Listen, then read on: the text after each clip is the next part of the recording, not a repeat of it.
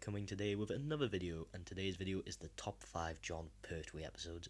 So I love the Jon Pertwee era. It's just such a good run of episodes. In fact, I think he's the Doctor with the most consistent era. It's just consistently good, 5 straight seasons, which are really good. Of course, there's 1 or 2 bad episodes, but there's no Jon Pertwee episode I consider to be terrible. He just really doesn't have any terrible episodes, even though I prefer Patrick Troughton's era. He does have some terrible episodes, let's face it. But Jon Pertwee just doesn't. It's just all really, really good.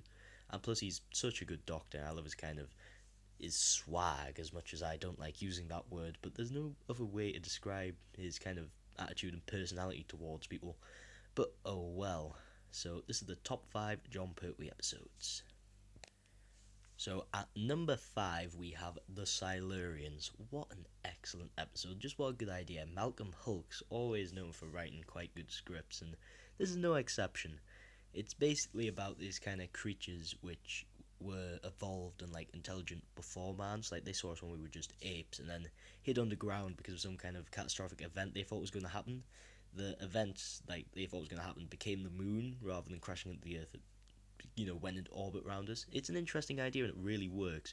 And I like the kind of almost racism they have towards humans, like referring to us as the apes, saying how crude all our weapons and technology is and how much better they are. And how, like, there's some of them which are nice, but then others which, control the masses and cause them to, go wreak havoc. And yeah, it's just such an interesting, fun little episode.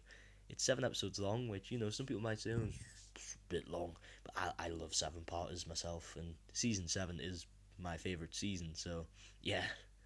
And another thing I love, just the unit is so well done in this, and how the Brigadier in the end destroys the Silurians, how bitter the Doctor is about that.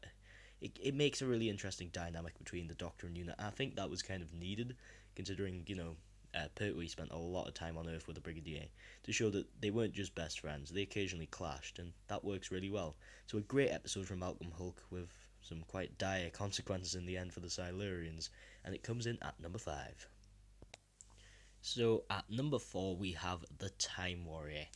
What an excellent episode this is. It introduced the Sontarans, one of the most famous villains from Doctor Who, and they have a great debut. I mean, sure, they're not done as well in many episodes. To be honest, the only other normal episode, not an audio or a book, that's on TV is the 2 Doctors. The rest of them, they might be good episodes, but I don't enjoy the Sontarans, especially Strax. He has essentially ruined the Sontarans. But oh well, let's talk about the Time Warriors. It's a really good episode. I love how Lynx is as the Sontarans. She's this short, brutish little warrior. And when he gives, like, Irongron the weapons, to go fight his enemy, I think Irongron's, like, a baron, because, like, Irongron's helping Lynx because he crashed on Earth while he makes his repairs. And, yeah, so he goes to watch them fight, even though he doesn't have to. He just enjoys war. And, that's what makes the Sontarans just an interesting kind of character. They don't really care. They don't really have any motivation. They just like war. And that's it. And that's what makes them a lot more interesting than a lot of other Doctor Who baddies, which is just like no emotion, take over the universe kind of thing. This goes a lot different, a lot deeper than that. Well, no, it doesn't go deep actually. That's wrong. But the Cybermen go deep, and it's a shame that they're very shallow in New Who. But oh well, that's a topic for another day. So Time War is excellent. It's written well by Robert Holmes. I love all the characters in it, and it introduces Sarah Jane, who is an excellent companion, as you all know. And it's good to see that she actually has quite good chemistry with Pertwee, because when I went into season 11, quite a while ago actually, since I first watched The Time Warrior, I thought, well, that she worked well with Tom Baker, but would she work well with Pertwee? And she does. And it's an excellent story, well written. I love it. So at number 3 we have The Spearhead from Space, another Robert Holmes story, He's a great writer. And this is another classic Doctor Who enemy introduced, which is like, timeless. It's been used time and time again. This is where they're done best, and to be honest, arguably the only one where they're done well. I love the Autons, how they are in this. Like, they kind of move more like humans, but they kind of move a bit rigidly, which makes them a lot more creepy, especially the faces. They've got these weird smiling faces, which just looks odd in the kind of mannequin context. And plus they just go on killing sprees, which you don't see in Rose. But oh well, let's stop comparing this to Rose and count it on its own merits rather than just saying it's better than something else. It's just so well written, and it's a lot of fun to watch. It introduces Jon Pertwee perfectly. I love the character of Liz Shaw, Unit's done really well. Again, it kind of had to because they were introducing Unit at this time. Well, I mean, they introduced them in the invasion, but this was like the second time. And yeah, so it done a really good job of like making the Brigadier, a nice character. Interacts well with the Doctor. And plus, it's just a really enjoyable episode with some memorable characters, memorable moments, and a lot of memorable scenes. A fantastic episode, well worthy of number 3. So at number 2, we have The Green Death. What an excellent episode this is. So first of all, a lot of Doctor Who episodes have like messages in, like good example, the most recent one, the Saigon Invasion / Saigon version. Usually they're a bit heavy-handed and a bit crap, whereas in this, the environmental message is delivered quite well. But that's really not the focus of the story. The thing is, it's the one with the giant maggots. That's the name of the episode, basically, to most people.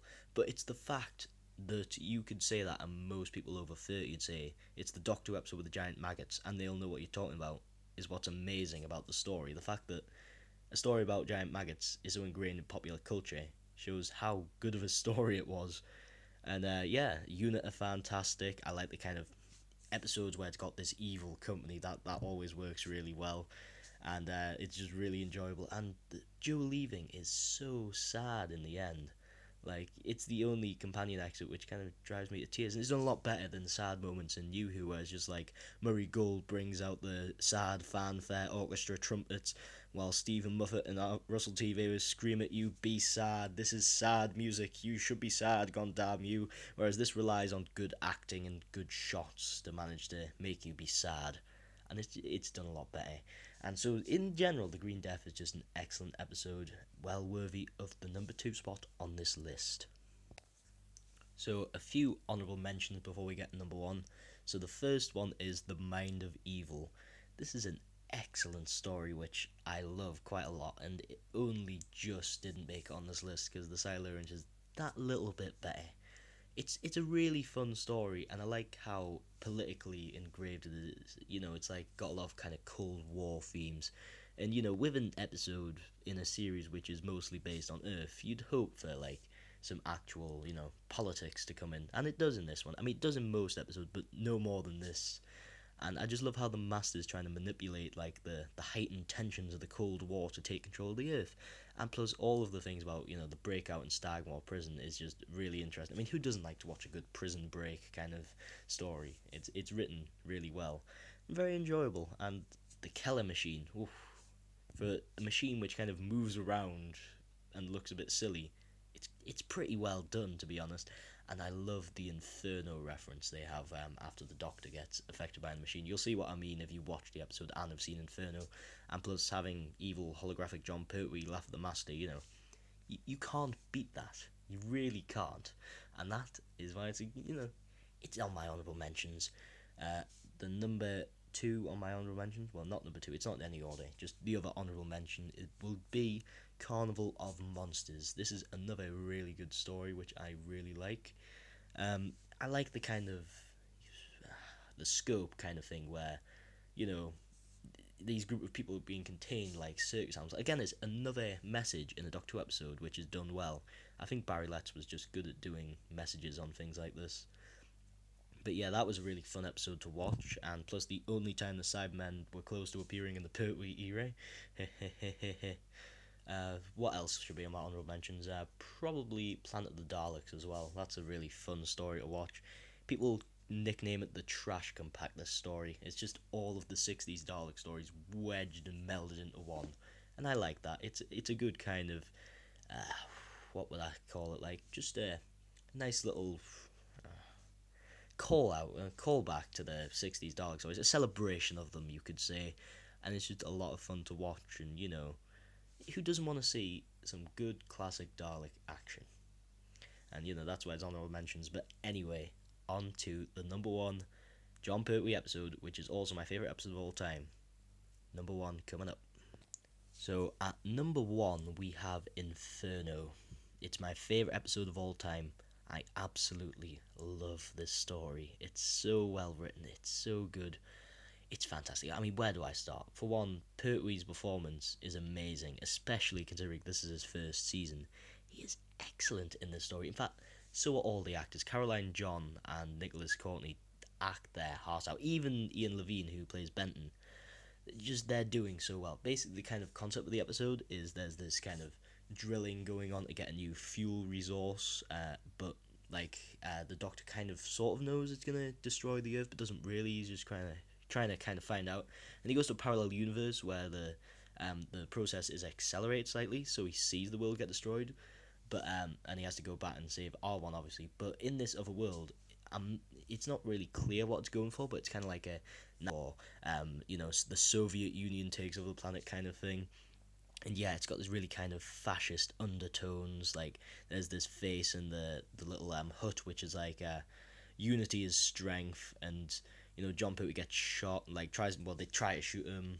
They try to put him in front of a firing squad. They interrogate him, and it's really fun just to see the evil versions of Benton, the Brigadier, and Liz Shaw. Liz Shaw does eventually kind of become good, but till the bitter end, like Benton and the Brigadier are evil in this parallel universe, which is very interesting. It's very good to see them be the villain for once. And the Brigade leader, as he's called in the parallel universe, he's so evil, and it's such a well written character, and it's so good. I absolutely love how that's done, and just in general, it's a very well written episode with really dark, the darkest Doctor Who's ever went, and like an entire planet dies.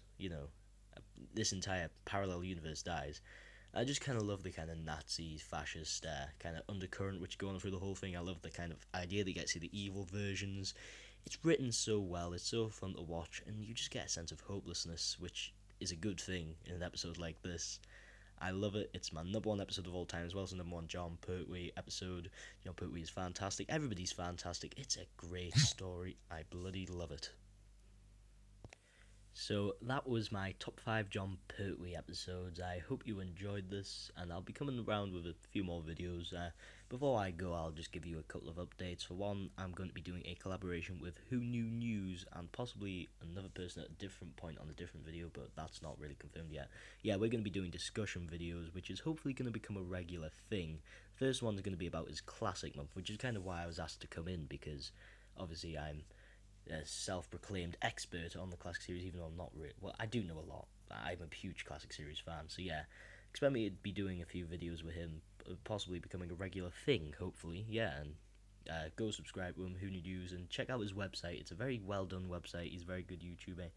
And yeah, I'll see you back next time in another video. Goodbye.